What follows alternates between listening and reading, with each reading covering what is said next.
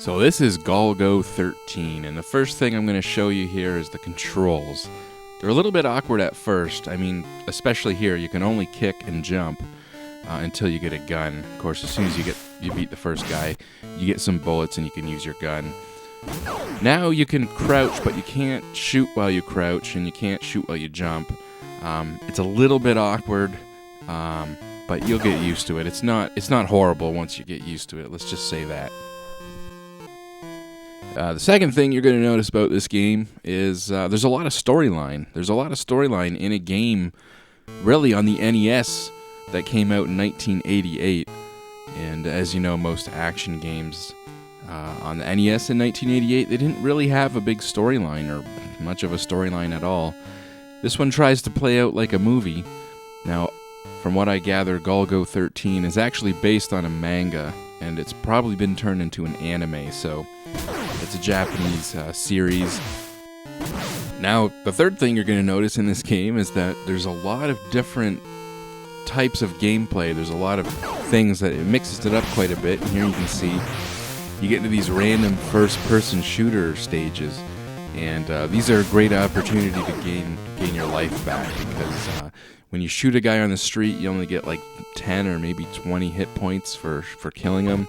And when you kill a guy here, you get more like 50 or 100 or something. So this is an opportunity to gain lots of life and bullets back that you need for the side-scrolling stage.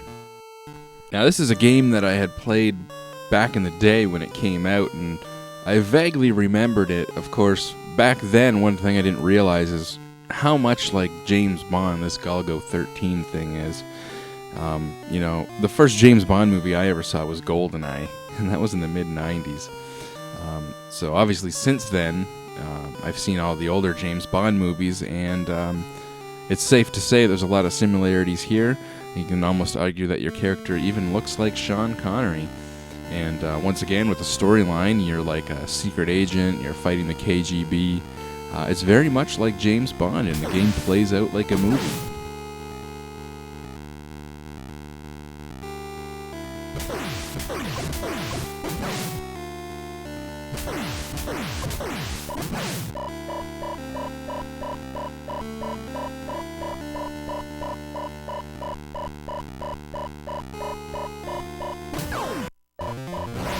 Once again, you get, brought into one of these first-person shooter stages, and we need the life here. As you saw, our life was down to 43. We had an alarming buzz going off there, telling us we were about to die, and we can easily fill our life back up to the full 200 hit points in this stage here. So these things, like I said, they definitely come in handy, and they are spread throughout the whole game. And they change as the environment changes, so we'll definitely see that.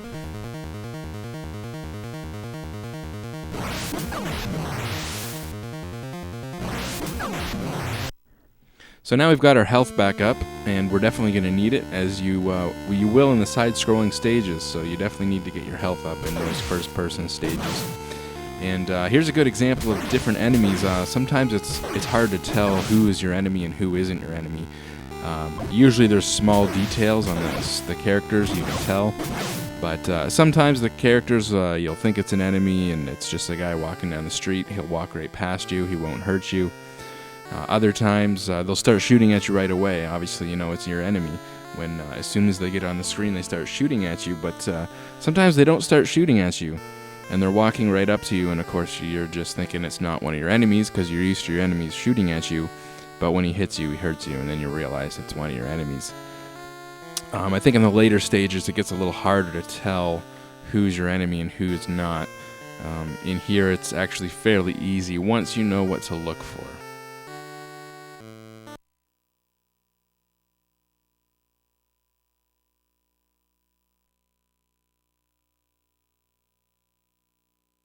And who saw this one coming? If you were reading the storyline there instead of listening to me, you saw how they talked about we're going to be getting into a helicopter, and here we are in a helicopter. All of a sudden the game turns into a side-scrolling shoot-'em-up. It's pretty easy here in this level, to be honest. I suck at shooting shooters. like this, and yeah, it's actually pretty easy. Not too much going on the screen at once, but once again, it's just an example of how the gameplay changes as it's telling the story. So, you know, like I said, it plays out like a movie. You got all these different parts, different places you go, and different things you do, and the gameplay changes. So it doesn't get too boring. I mean, it's definitely a interesting game to play through. You know, a few times my only fear would be that if you did beat this game, it wouldn't have much free play value, because it really is like playing through a movie, and there's not maybe as much gameplay as some other, you know, platform style action shooting games and stuff like that, but it's definitely a good package overall with the storyline.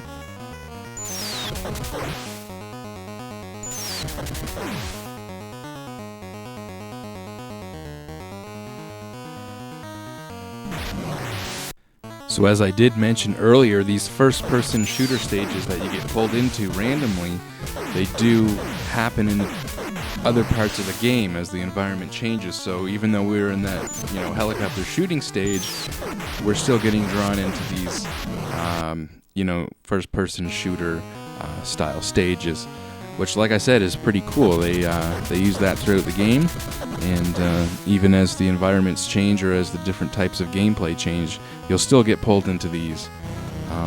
You know, once again, it's like playing through a movie, and I think, although we don't really know what this manga or anime was over here, well, I'm sure some people do, but generally speaking at the time, over in North America here, we didn't really know. But it's safe to say this game's probably faithful to the anime or to the manga. Well, it's another change up in the gameplay, and from what I understand, this is one of the first games to portray playing with a sniper rifle and actually seeing down the scope, seeing the crosshairs, and being able to zoom in. Is one of the first games to do that. And once again, there's not a lot of gameplay here. You don't really have full control over the crosshairs once you zoom in to shoot, but it's a unique part of the game that's telling the storyline as you're going through it. Like I said, it plays out like a movie. And here I am once again coming up to characters, and it does take me a second to figure out if they're an enemy or not, if they're going to start shooting at me or not. And of course, if you shoot at them and they're not an enemy, then you're just wasting a bullet. There's also these guys on the motorbikes that come and go. They're a little bit annoying. They're hard to shoot because they'll duck when you shoot, and you can't duck and shoot, so you can't hit them when they're ducking. You can try and hit them in the air. You can jump kick, which is one thing I think I forgot. Realized at the beginning of the game you can still jump kick once you have the gun. So my tip is probably try to jump kick them off the bike. That makes the most sense now. Yeah, I'm going to skip forward a little bit. This video is getting very long. There's a lot in this game I wanted to show, and of course, I don't know how far I'm going to get. I haven't played this game much since it came out, and like I said, didn't really remember how much I liked this game or not. I just vaguely remembered it, and just recently just got this urge to play it. I just remembered the game or something, I don't know, and so I picked it up real cheap. You can pick this game up really cheap, by the way. It seems like a game, one of those games that maybe they overestimated how popular it was going to be over here. I think that they maybe printed more copies of this game than they sold. It's one of those games that you'll find almost everywhere, and it's usually very cheap. And fast forwarding a little bit here, we can see more storyline with a woman, and what would James Bond do in this situation? Yes, he would sleep with his coworker. Of course he would. But wait a minute. Did they just depict sex in an NES game? Yes, they did. And there's more things they did in this game that were pretty unusual for Nintendo at the time.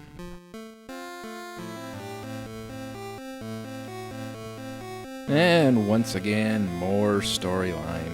I told you guys this game's got a fair bit of storyline for a game this of this era, and you know, there's 13 chapters in this game. We're only on like the second or third chapter right now. So Golgo 13 is a long game with a lot of storyline. There's no doubt there. And as you can see, we were looking for scuba gear. And Act 3, River of No Return, once again changes up the gameplay. I don't know what the hell you'd call this, but it's kind of like a shooter, side-scrolling shooter, except we're swimming around in scuba gear. It reminds me of Teenage Mutant Ninja Turtles trying to avoid the underwater mines and not touch the surface. I think some parts of the surface do hurt you in this one, just like Ninja Turtles.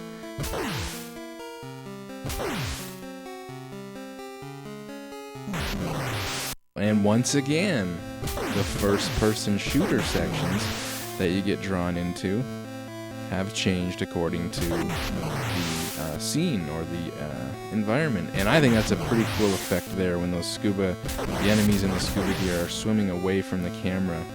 It's a pretty neat effect that they did there.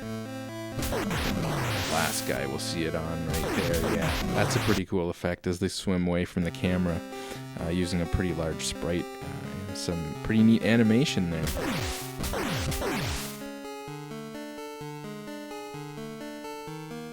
And it looks like we're coming up to some sort of a end of the level, if you will.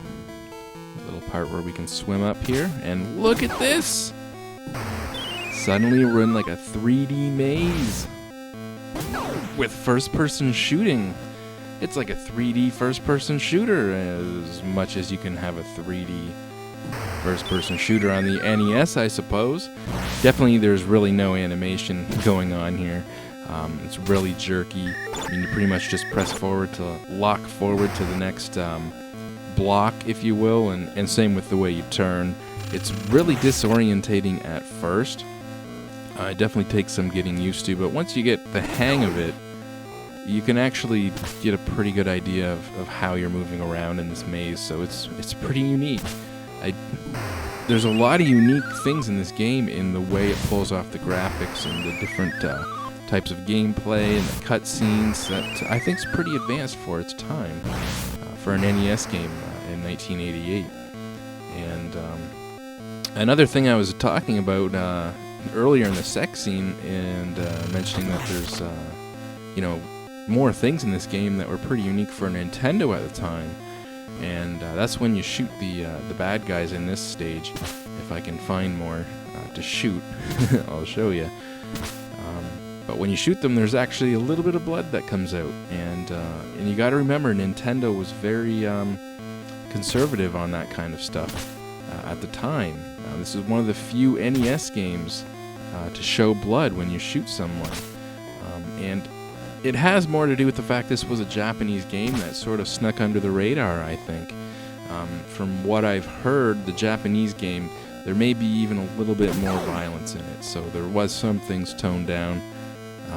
Could be wrong, but yeah, you can definitely see a little bit of blood coming out of their face or mouth there when you shoot them. The shooting is kind of strange. Once again, you don't have full control of the crosshair. It's kind of like shooting guys in, what's that game called? Snatcher? if that makes any sense. If you played Snatcher, you know what I'm talking about. You kind of just, click to the left or click to the right. If they're to the left or to the right, you don't really have full control over the crosshair. But nonetheless, I mean, I can't think of any NES games quite had this perspective. They did a really good job with the perspective here. It really does look 3D, to say the least. You kill the guys to pick up grenades, and you need to pick up the night vision goggles to see the laser. There's like these laser walls that you can walk through when the laser's shut off, but you can't see that without the night vision goggles. Working our way through the maze here. This section here is very frustrating. I remember this section when I played the game back in the day. I don't think I ever got any further than this section because you really will get lost in this maze. It's really quite complicated. And one thing I've learned now, which ironically would have been nice to know back in the day is the instruction manual does have the maps in it for that section. And really, without the maps, it could be frustrating. You may or may not be able to find the antidote, which is what you're looking for in that section. Also, you might be looking for an exit, because you think you come in this way, you would think you would find an exit that would progress you along. So I was always looking for a different exit. And it turns out there isn't one. You leave the same way you came. And that's another thing I don't think I knew back then. So like I said, this is the furthest I've ever been in the game is now. So that's kind of interesting. And what I realize here is that in the scuba swimming section, you swim around a little bit more, and you will find another entrance to another gate.